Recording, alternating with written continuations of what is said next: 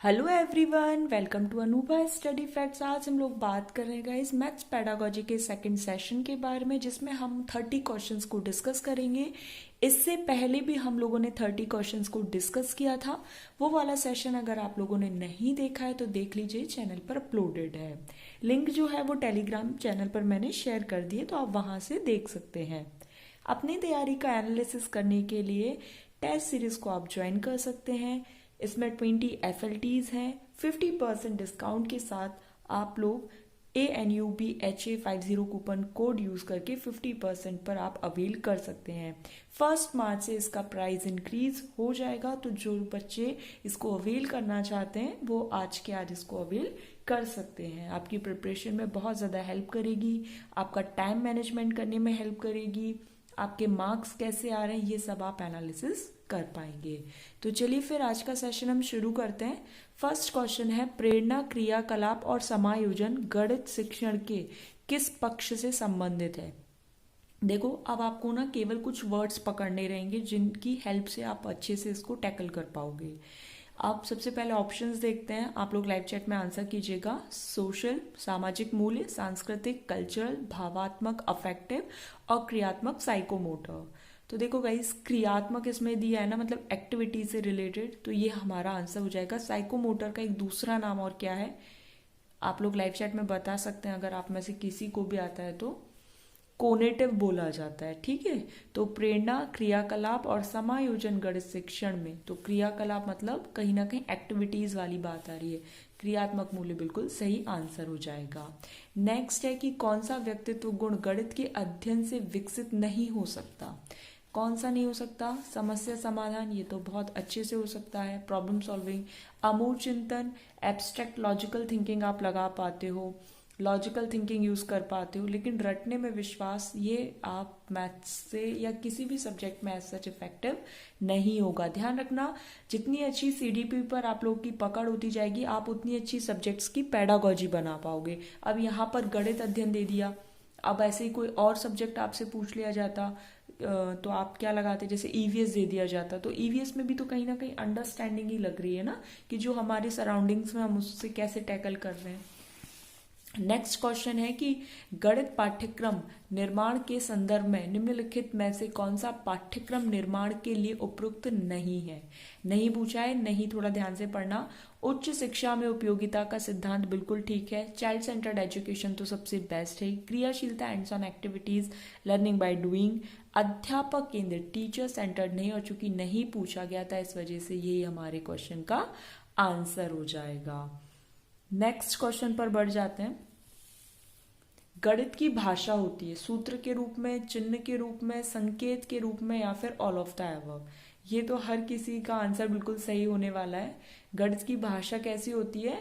सूत्र के रूप में, चिन्ह के रूप में, संकेत के रूप में और उपरोक्त सभी, तो all of the above will be the correct answer. यदि एक स्टूडेंट फ्रैक्शंस, डेसिमल्स, चारों आधारभूत संक्रियाएं संपन्न करने में समर्थ है, चारों संक्रियाएं कौन कौन सी होती है आप लोग लाइव चैट में बताएं, तो वो किस स्टेज में होगा? Sensory motor, pre operational, concrete operational, या फिर नन।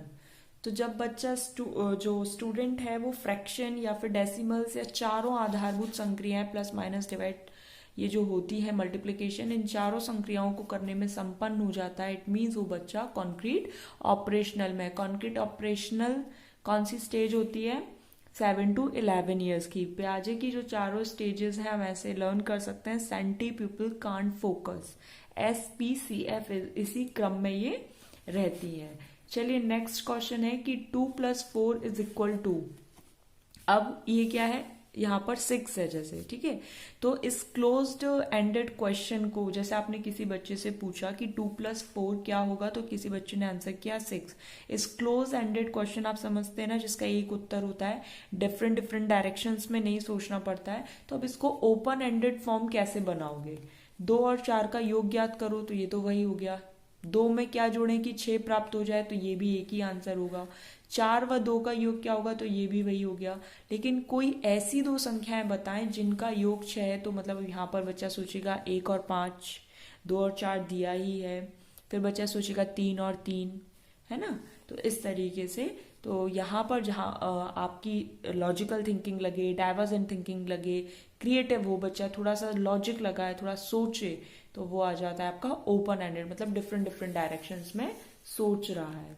फिर है डैश चिन्ह प्रदर्शित करता है दी गई संकल्पनाओं, ये जो संख्याएं होती है उनका गुणनफल, प्रदत्त वस्तुओं की संख्या, दी गई संख्याओं का योगफल या फिर नन। तो ये साइन आपने देखा होगा, ये क्या होता है, संख्याओं का योगफल होता है।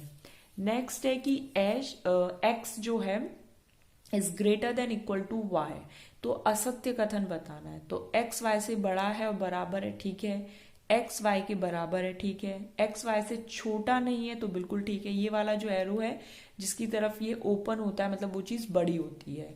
वाई एक्स से अधिक व बराबर है, तो ऐसा नहीं है, वाई एक्स से अधिक नहीं है, क्योंकि असत्य पूछा गया था इस वजह से ये हमारे क्वेश्चन का आंसर हो जाएगा।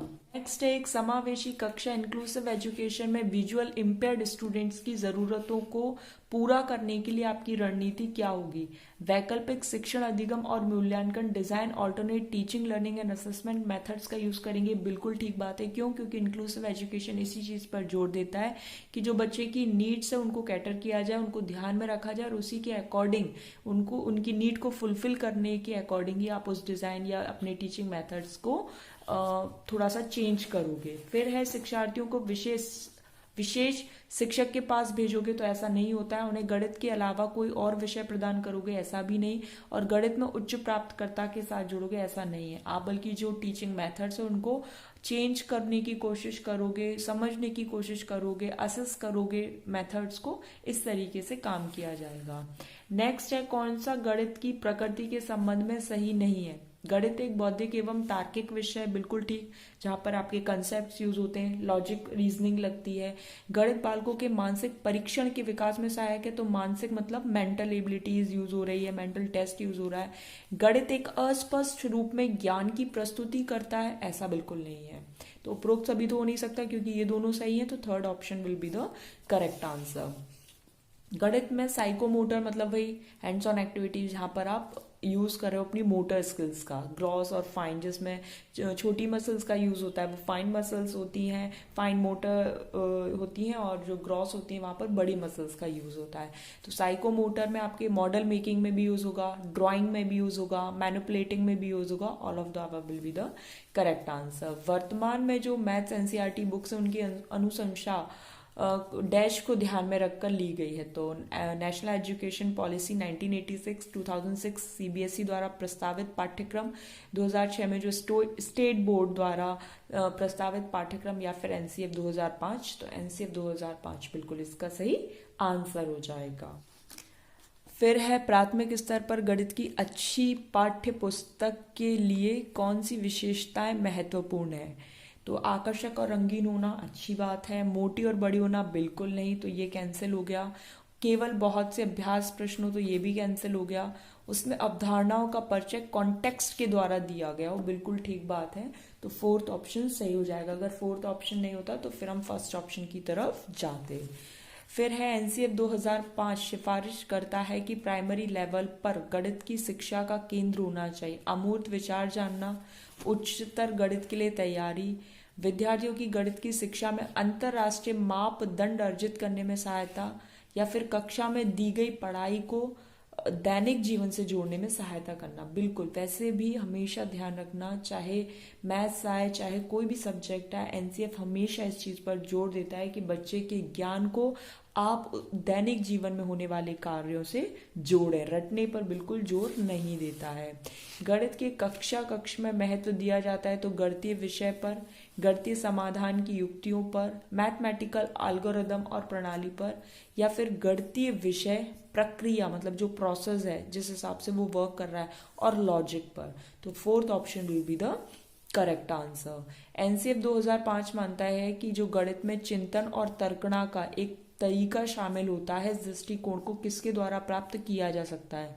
विशेष कोचिंग द्वारा ऐसा कुछ नहीं है, पाठ्य पुस्तक का पुनर्लेखन करवा दो, बहुत सी वर्कशीट दे दो, या फिर खोजबीन मतलब यहाँ पर डिस्कवरी मेथड का यूज हो रहा है, उपागम का प्रयोग हो रहा है, हैंड्स ऑन एक्टिविटीज पर जोर दिया जा रहा है, रियल लाइफ से कनेक्ट किया जा रहा है, ये तो बहुत ही अच्छा ऑप्शन है। तो ये सभी को आ रहा होगा, fourth option will be the correct answer. Next question है, पैटर्न की पहचान करना, उन्हें पूरा करना प्राइमरी लेवल पर गणित की पाठ्यचर्या का एक अनिवार्य हिस्सा है।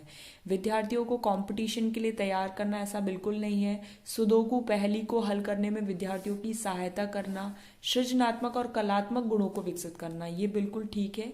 यह विद्यार्थियों में सृजनात्मकता को बढ़ावा देता है और संख्याओं व संक्रियाओं की विशेषताओं को समझने में उनकी सहायता करता है, ये इससे भी अच्छा है। देखो यहाँ पर सृजनात्मक और कलात्मक बात थी तो वो तो यहाँ पर इस वाली लाइन में आ गई, लेकिन एक और लाइन ऐड हुई है कि संख्याओं व संक्रियाओं की विशेषताओं को समझने में सहायता करता है। तो यहाँ पर फोर्थ ऑप्शन बिल्कुल सही हो जाएगा। मतलब हमें ना बेस्ट ऑप्शन की तरफ जाना है। बहुत से ऑप्शन सही दिखेंगे लेकिन हमें बेस्ट ऑप्शन का चुनाव करना है। एनसीएफ बल देता है तो रटने पर बिल्कुल नहीं, सूत्र याद करने पर वही रटना हो गया, सवाल हल करना ठीक है लेकिन करके सीखना बेस्ट है और बेस्ट ऑप्शन की तरफ जाना है। तो fourth option will be the correct answer. Next है कि विद्यार्थियों में रुचियों, संवेगों और मनोवृत्तियों का विकास गणित शिक्षण के किस पक्ष में होगा। अब यहाँ पर देखो संवेग दे दिया, संवेग किससे रिलेटेड होता है आप तीनों ऑप्शंस में देख सकते हैं। कॉग्निटिव जो होता है वो आपका ब्रेन से रिलेटेड होता है, इंटेलेक्चुअल डेवलपमेंट कहलाता है। साइकोमोटर जो होता है वो क्रियात्मक मतलब हैंड्स ऑन एक्टिविटीज या एक्टिविटीज के लिए होता है। अब यहाँ पर इंटरेस्ट दे दिया, इमोशंस दे दिया, तो ये it's all related to affective भावात्मक। तो third option will be the correct answer. समाज में लेन देन, व्यापार, उद्योग इत्यादि व्यवसाय गणित पर ही निर्भर रखते हैं। अब समाज है तो कौन सा होगा, सांस्कृतिक मूल्य, नैतिक मूल्य, अनुशासनिक मूल्य या फिर सामाजिक मूल्य। तो सामाजिक मूल्य बिल्कुल सही हो जाएगा। निम्नलिखित में से कौन सा गणित से भय को रोकने का तरीका नहीं है। बुनियादी अंक गणित सिद्धांतों की समीक्षा करना और सीखना, चिंता में कमी एवं चिंता प्रबंधन तकनीकों का प्रयोग करना। तो भय को रोकने का तरीका तो है। घर पर गणित का एक शिक्षक उपलब्ध करवा दो, ऐसा सच तो नहीं है। अधिक जटिल गणितीय कार्य और अधिक गृह कार्य प्राप्त करना, ये सबसे गलत है। एक बार ये फिर भी ठीक माना जाएगा कि आप शिक्षक उपलब्ध करवा दें या जो बुनियादी अंकगणितीय है उनकी समीक्षा करके आप सीखने पर जोड़ दें, ये भी ठीक है। लेकिन ये नहीं कि उसको ज्यादा से ज्यादा जटिल गणितीय कार्य दे दिए जाए। भय को रोकना है तो आपको कुछ अच्छा करना पड़ेगा, कुछ चीजें क्रिएटिव बनानी पड़ेंगी, इंटरेस्टिंग बनानी पड़ेंगी। नेक्स्ट है कि हमारे स्कूल के पाठ्यक्रम में गणित शिक्षण के स्थान को ठीक करने के लिए दोहरे परिसर है।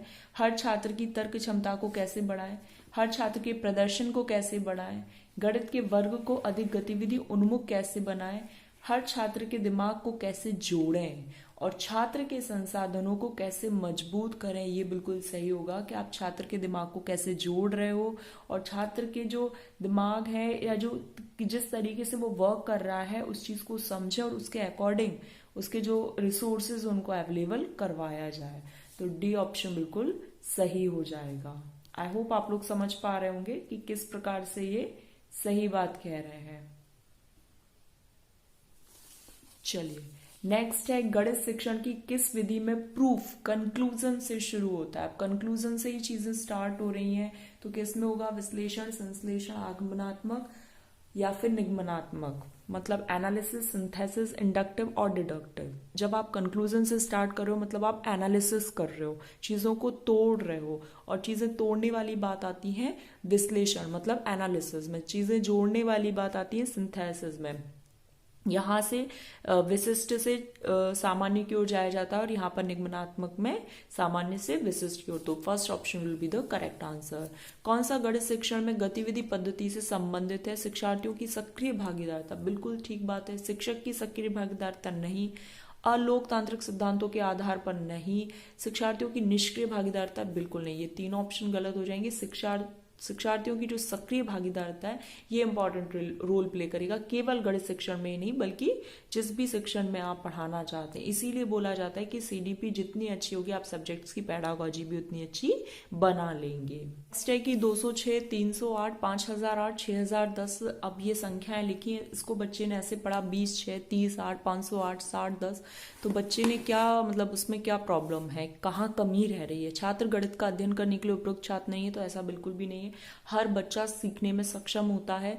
छात्र को गणित की कक्षा अच्छी नहीं लगती तो ऐसा भी नहीं है। छात्र को स्थानीय मान को समझने में परेशानी आती है, इकाई, दहाई, सैकड़ा, हजार, इस तरीके से वो चीजें नहीं समझ पाता है। तो सी विल बी या third option will be the correct answer. फिर है विश्लेषण विधि किस शिक्षण सूत्र पर आधारित है। तो विश्लेषण मतलब क्या होता है, जहां पर आप चीजें तोड़ते हो।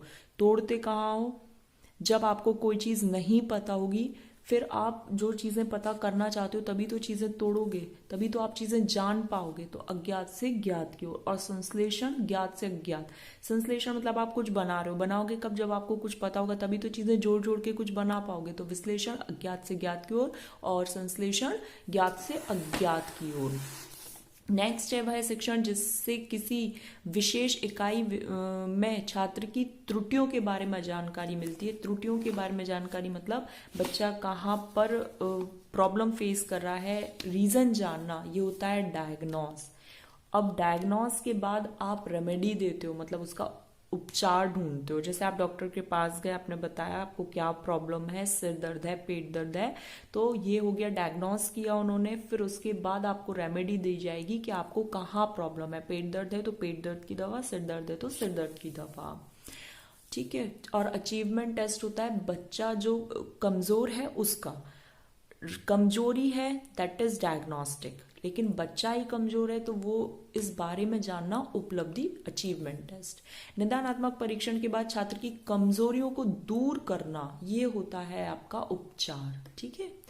उस रीजन को जानना, डायग्नोस्टिक, निदान, और उसके अकॉर्डिंग दूर करने के लिए अब आप टीचिंग मेथड्स यूज करेंगे, वो सब आपका आएगा रेमेडी में, ठीक है। यहां तक की बात क्लियर हो गई। कमजोर छात्रों का पता लगाना, कमजोरी का पता लगाना डायग्नोस्टिक, लेकिन कमजोर छात्रों का पता लगाना अचीवमेंट, उपलब्धि परीक्षण। आज के लिए लास्ट टेलर फ्रेम या टाइलर फ्रेम बोलते हैं। निम्न में से किस अभिक्षमता श्रेणी के बच्चों के लिए, दृष्टिबाधित बच्चों के लिए श्रवण बाधित, गामक अक्षमता या फिर मस्कुलर डिस्ट्रॉफी, तो ये दृष्टिबाधित बच्चों के लिए होता है। तो गाइज यहाँ पर हमारा सेशन कंप्लीट हुआ। आई होप आप लोगों को सेशन पसंद आया। पसंद आया तो आप ज्यादा से ज्यादा शेयर कर सकते हैं। जो लोग एमपी टेट की तैयारी कर रहे हैं, ये हमारा सेकंड सेशन था। ईवीएस के हमारे 3 सेशंस कंप्लीट हो गए, मैथ्स पेडागोजी के हमारे 2 सेशंस कंप्लीट हो गए हैं। चलिए फिर हम नेक्स्ट सेशन में मिलेंगे। Thanks for watching this video.